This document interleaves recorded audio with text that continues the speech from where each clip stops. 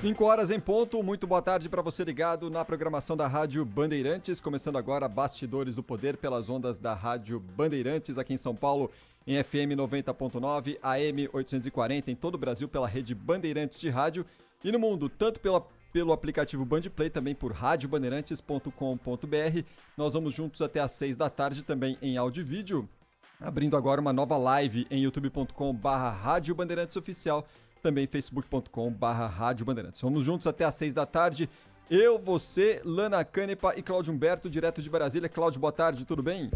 Olá, Cristiano Panvec, muito boa tarde, Lana, boa tarde, Brasil. Tudo bom, Lana? Boa tarde. Olá, Cris Panvec, ótima tarde para você, para o Cláudio Humberto, para todos os nossos ouvintes e para o nosso entrevistado que está aqui no estúdio já neste momento. Exatamente, abrindo o Bastidores do Poder hoje de uma forma diferente, recebemos com muito prazer neste finalzinho de tarde aqui de terça-feira, dia 16 de novembro de 2021, o ministro do Meio Ambiente, Joaquim Leite, que estará conosco pelos próximos minutos aqui no Bastidores do Poder. Ministro, seja bem-vindo, tudo bem? Tudo bem, boa tarde, obrigado pelo convite.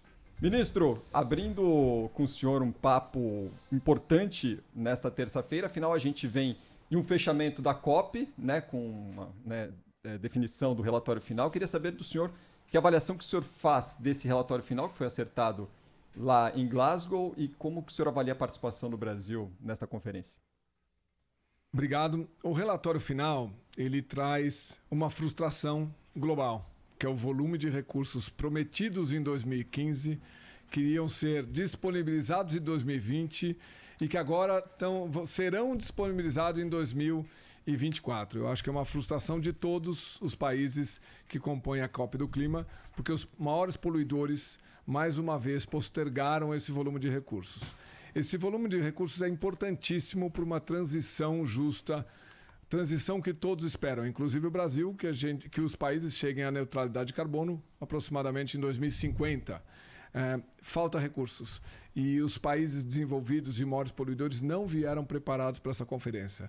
Eu tive algumas reuniões e os países prometiam que precisavam passar pelos seus congressos nacionais para aprovação de orçamento para daqui a 3, 4 anos virar uma realidade. Isso foi uma promessa que foi feita em 2015. Eles tinham que estar mais preparados para ter recursos robustos, efetivos, eficientes, de fácil acesso e aplicação ágil. Isso não aconteceu. Esse foi um lado de uma frustração, vamos dizer assim, global, não só brasileira. Do lado do Brasil, nós comemoramos muito a criação do mercado global de carbono.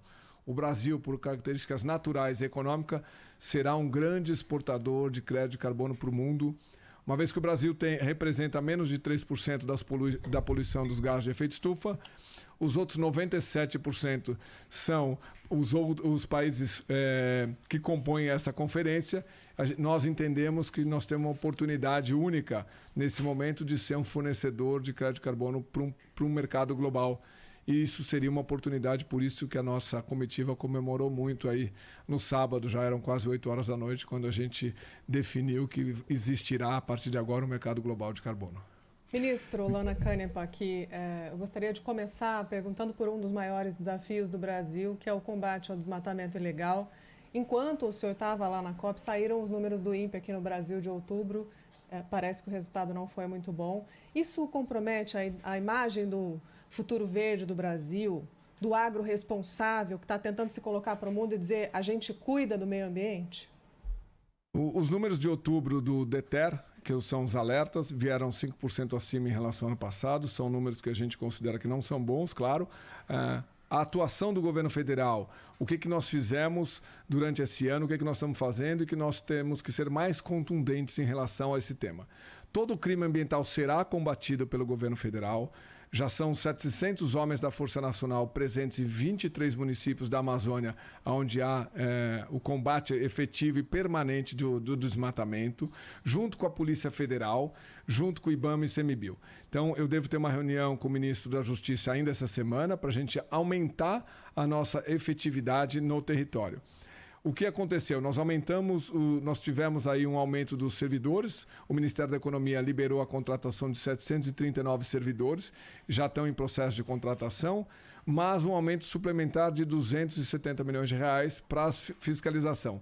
Nós iniciamos um ano com 228, foi acrescido 270, nós devemos estar fechando esse ano com um gasto, um investimento com combate a desmatamento de 500 milhões de reais. Então, são duas ações... Quase dobra, então. Mais do que dobrou. Se você considerar os 700 homens da Força Nacional, são aproximadamente mais de 200 milhões. Se você considerar os 739 novos servidores, serão um orçamento pelos próximos 3 anos de mais de 200 milhões. E a Polícia Federal agora está atuando com a Secretaria de Crimes Organizados. Nós entendemos que um crime de cortar uma árvore, desmatamento ilegal, ele está normalmente atrelado à lavagem de dinheiro, muitas vezes outros crimes, e nada melhor que a Secretaria de Crimes Organizados atuar em conjunto com as agências de fiscalização. Então, o que a gente acha que nós vamos conseguir fazer é eliminar o desmatamento ilegal no Brasil até 2028, esse é o plano, mas nós vamos ser mais contundentes nessa operação junto com o Ministério da Justiça. Eu acho que essa integração das forças será o que trará os melhores resultados que a gente espera que aconteça no mais breve espaço de tempo possível. Ministro, boa tarde, bem-vindo ao nosso programa. Eu queria saber o seguinte, ministro, é mais difícil o enfrentamento aí dessas questões todas, dessas cobranças, enfim, cobranças ao Brasil lá fora, ou enfrentar essa mentiralhada toda que há no Brasil sobre a questão ambiental, né? Porque a gente olha assim, nas vésperas da COP26, entrevistamos aqui o doutor Evaristo de Miranda, que é o chefe geral da Embrapa Territorial, ele falando que o Brasil responde por menos de 2%, bem menos do que 2% das emissões de gases de efeito estufa. Os Estados Unidos respondem por 15%, a China por 30%.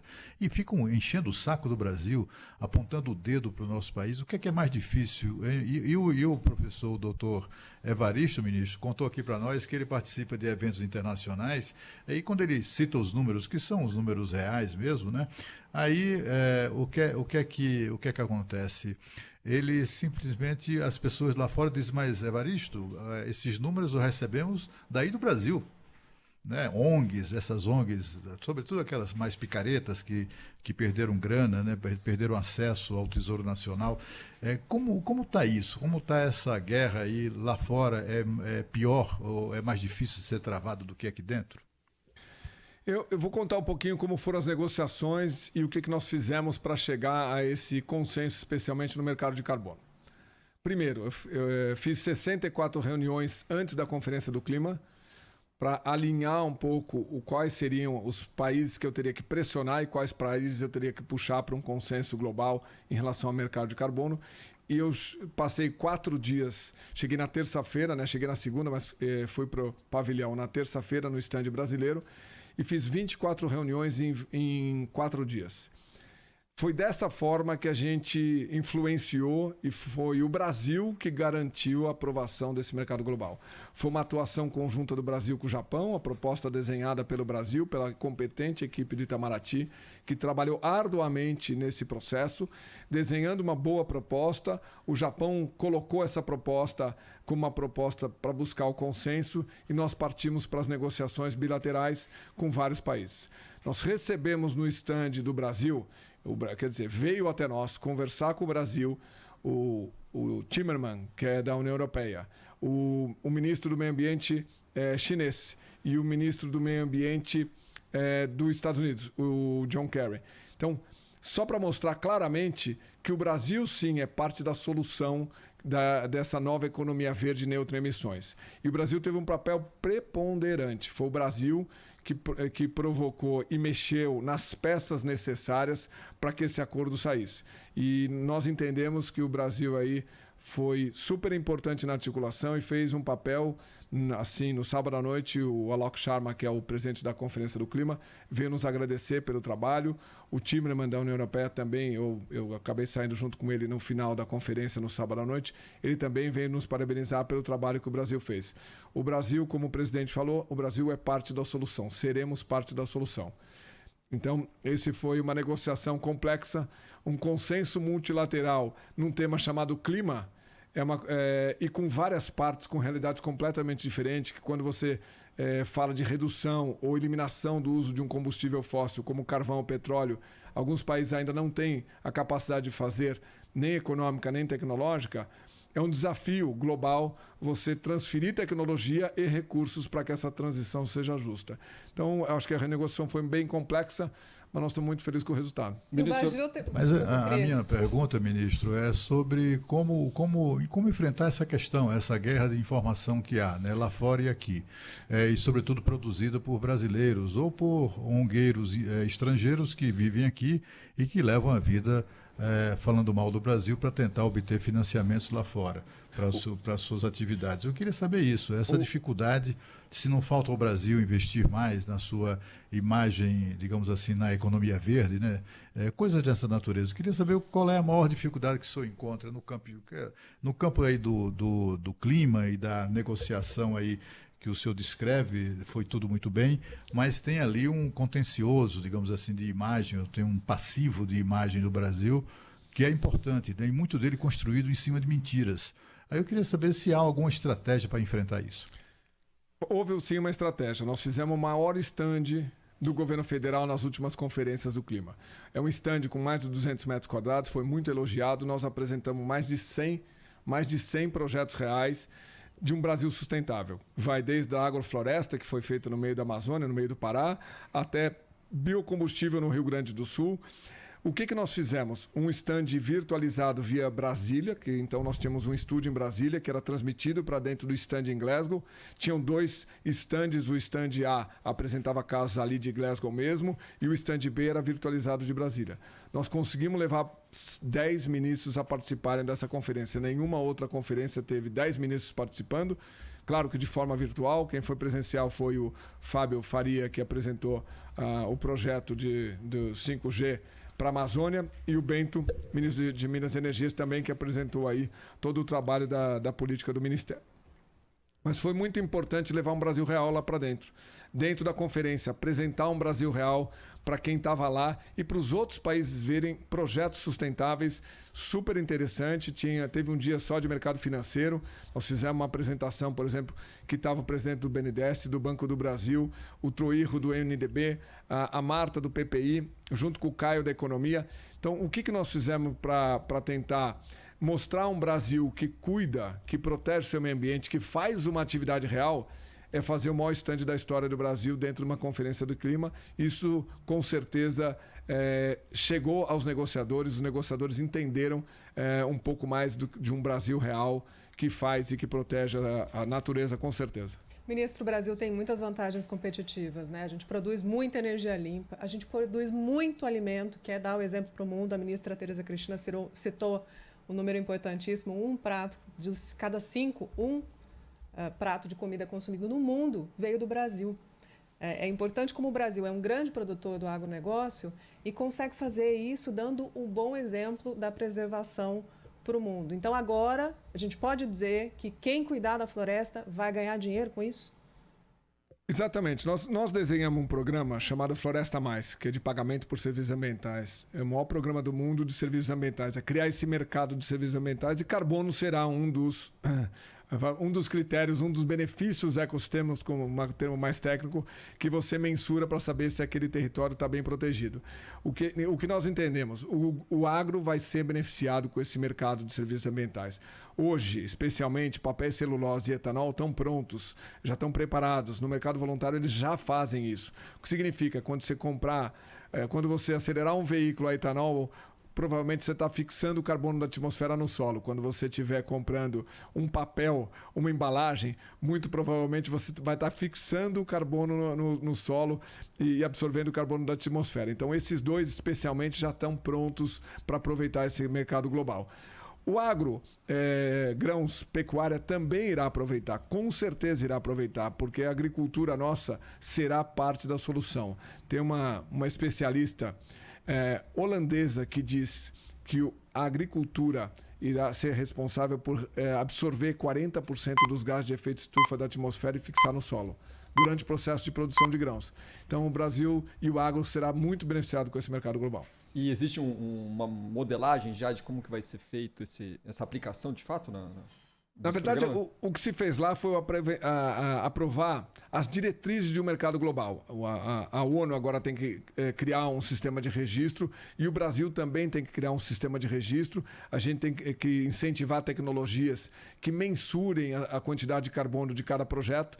Nós vamos ter oportunidade em energias renováveis, nós vamos ter oportunidade na agricultura, nós vamos ter oportunidade na floresta nativa mesmo. Eu acho que esse é um ponto bastante importante, porque é uma solução, é você remunerar quem cuida de floresta. Essa é a grande solução global para o tema de floresta preservada. O maior desafio não é você combater a ilegalidade, combater o crime organizado, que é um desafio brasileiro que nós vamos aderir e fazer com que a gente consiga eliminar via punição, com certeza. Mas, do outro lado, como que eu remunero quem cuida de floresta? Vale a pena, né? Como que eu cuido de uma região onde ainda existe muita pobreza? A única forma que nós entendemos é reconhecer e remunerar quem cuida de árvore. Esse é um desafio que nós temos e esse programa Floresta Mais vem nessa direção e esse mercado global com certeza será uma solução para países que tenham muita floresta nativa preservada ainda, como é o exemplo do Brasil.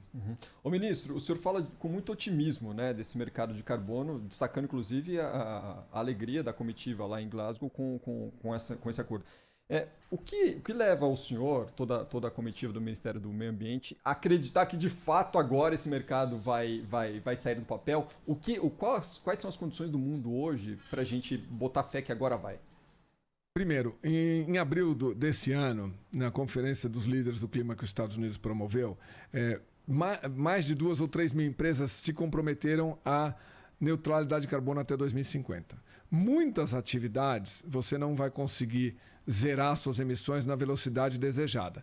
Por uma questão econômica, primeiro, e uma impossibilidade física. Você não tem tecnologia para isso ainda. Para essas empresas cumprirem os seus compromissos globais, elas vão compensar parte dessas emissões. Então, a demanda está dada. O mundo já tem uma demanda que está clara. As empresas responsáveis ambientalmente querem reduzir suas emissões. Para inviabilizar os seus projetos, não. Dessa forma, o que ela faz? Ela vai compensar parte dessas emissões que ela não vai conseguir reduzir. Então, existe uma demanda global, precisava de um arcabouço perante a Conferência do Clima para que isso acontecesse. E nós trabalhamos arduamente para que isso acontecesse. Eu acho que um pouco da comemoração é que nós fomos para essa conferência com um objetivo, de garantir um mercado global e conseguimos voltar com essa conquista. Nós já sabíamos que os países, porque eu já tinha conversado com os países anteriormente, os países poluidores e ricos já não estavam demonstrando capacidade financeira necessária para fazer uma ação clara na direção de transição para uma nova economia neutra em emissões. Os 100 bilhões prometidos já não estavam na mesa para esse ano de 2021, já estava se falando de 2023, 2024, e mesmo assim os 100 bilhões já não são suficientes. Já se fala em $1 trilhão por ano para fazer essa conversão para uma nova economia verde. Ministro, o presidente Jair Bolsonaro tem insistido em falar, inclusive repetiu essa declaração hoje, que eu gostaria de entender melhor. Ele falou fora do Brasil, que a Amazônia não pega fogo, que não existe, que é terra úmida. Para as pessoas que não entendem, o que está querendo dizer com isso, ministro? Nos ajude. Primeiro, eu queria me resguardar, eu não ouvi a fala específica do presidente, eu não sei se ela foi, em que contexto ela foi utilizada, mas eu posso esclarecer que a Amazônia ela não pega fogo de modo natural. Alguns biomas, o fogo é natural àquele bioma, como é, por exemplo, no Cerrado.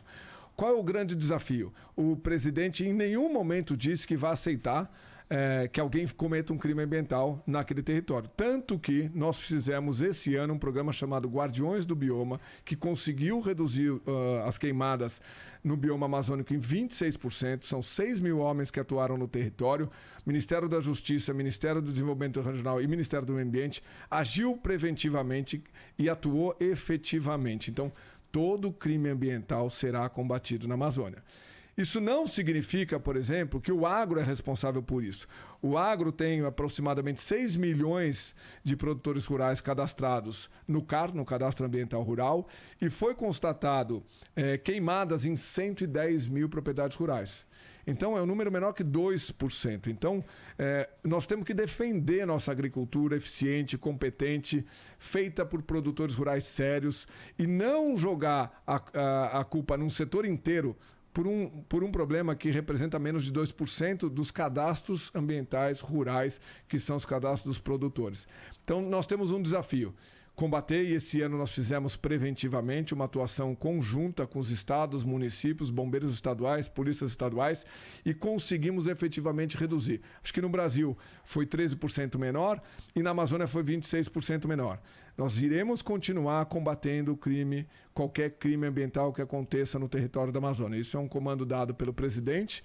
Assim que eu assumi a pasta, eu tenho viajado frequentemente para fazer a integração da Força Nacional e da Polícia Federal junto com o IBAMA e CMBio. Então, essa ação será cada dia mais contundente e o Ministério da Justiça já tem uma sala de situação na Força Nacional para monitorar qualquer crime ambiental que aconteça no território. O Guardiões do Bioma foi um sucesso, foi uma operação muito bem feita então, só para entender, separar um pouco a floresta amazônica, ela não pega fogo por si. Alguns biomas, se você riscar um fósforo num ponto, ele é um bioma seco, ele vai pegar fogo. Na floresta amazônica, o que acontece? O homem, quando faz o desmatamento ilegal e taca fogo, e esse ano nós fizemos um decreto proibindo o uso do fogo na agricultura durante o período de maior risco de incêndio, será combatido, será punido e será com certeza preso, no sentido que não pode, é uma atividade ilegal, você não pode tacar fogo num bioma e é esse o problema. Nós continuaremos atuando para combater o crime ambiental na Amazônia.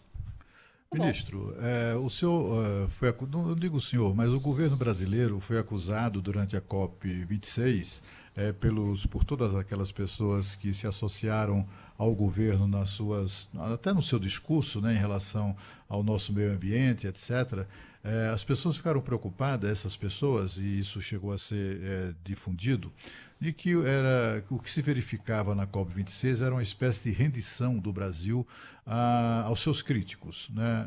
Sobretudo essas ONGs, as ONGs que sempre fizeram alegações muito agressivas em relação ao Brasil. Esse tipo de preocupação foi manifestada na negociação do acordo florestal. Esse acordo florestal, por exemplo, na negociação, os negociadores brasileiros foram acusados de concordar com temas que podem, inclusive, vir a ser usados contra o Brasil, como o item que permite a apreensão de gado, a proibição de venda de gado, e também, além de abrir espaço para a retomada das demarcações de terras indígenas, né, que é uma questão também muito sensível.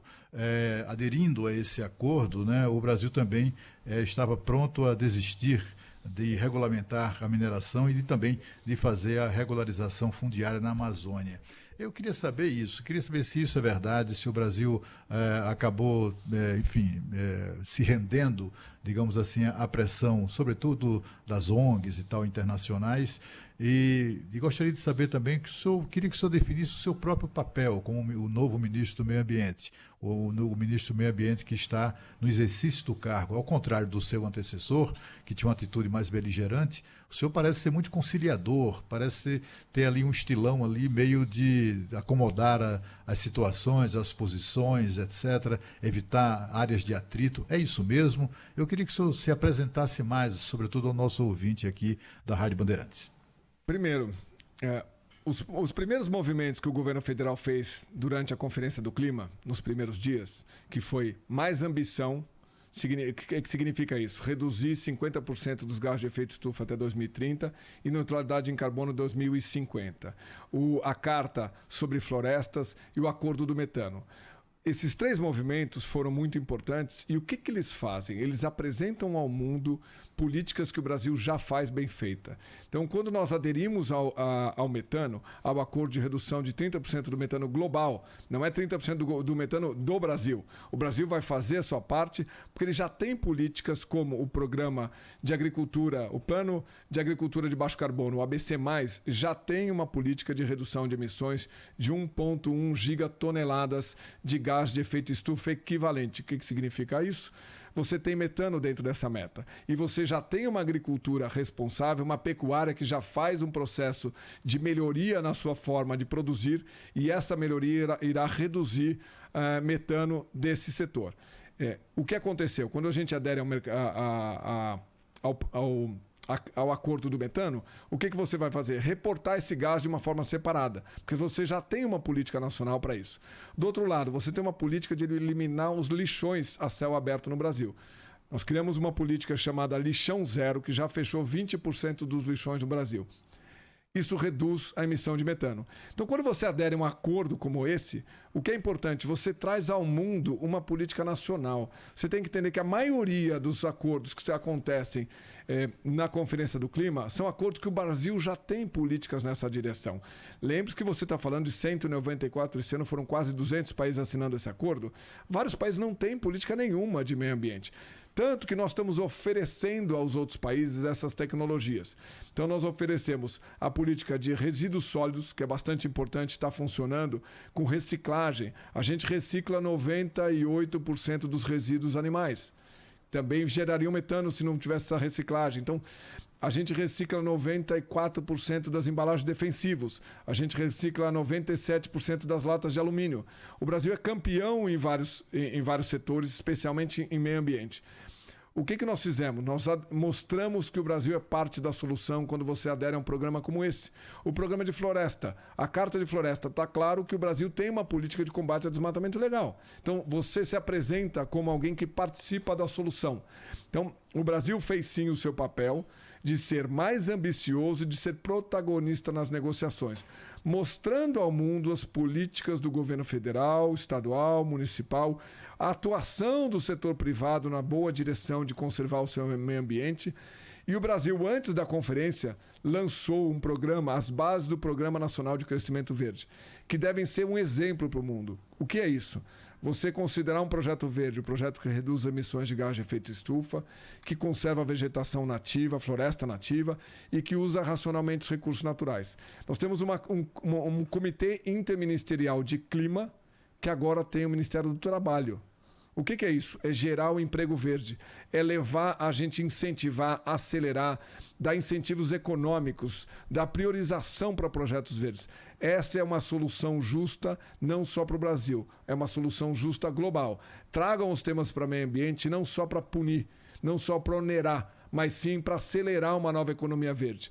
Assim, o que nós entendemos, junto com o Ministério da Economia e mais 10 ministérios, mais 9 ministérios, que se a gente fizer uma boa política de crescimento verde, será um exemplo para o mundo. O Brasil já sai, o futuro verde é aqui, está aqui no Brasil hoje. A gente já faz, eu estou contando números aí de reciclagem que são de 2020, não é uma promessa para 2050. Eu não estou prometendo um plano de agricultura de baixo carbono, nós estamos no ABC+, significa que a primeira fase já foi. Eu não estou prometendo uma energia renovável e foi gerado 380 mil empregos nos últimos anos de energia renovável. Eu não estou prometendo um emprego para o futuro, um emprego para o presente. Então o grande desafio do mundo é para sair de uma agenda ambiental punitiva, proibitiva, que limita o crescimento, para uma agenda de incentivo, de priorização, de aceleração de uma nova economia verde. Esse é o maior desafio que nós temos, não só nós. Acho que o planeta inteiro tem esse desafio e a gente, mais uma vez, está sendo protagonista e nós vamos ser protagonistas nessa nova agenda verde e o Brasil é uma potência verde. Ministro do Meio Ambiente, Joaquim Leite, esteve conosco nos Bastidores do Poder desta terça-feira. Ministro, obrigado pela presença aqui nos nossos estúdios. Seja bem-vindo para outras conversas aqui, outros bate-papos. Obrigado pelo convite. Prazer, ministro.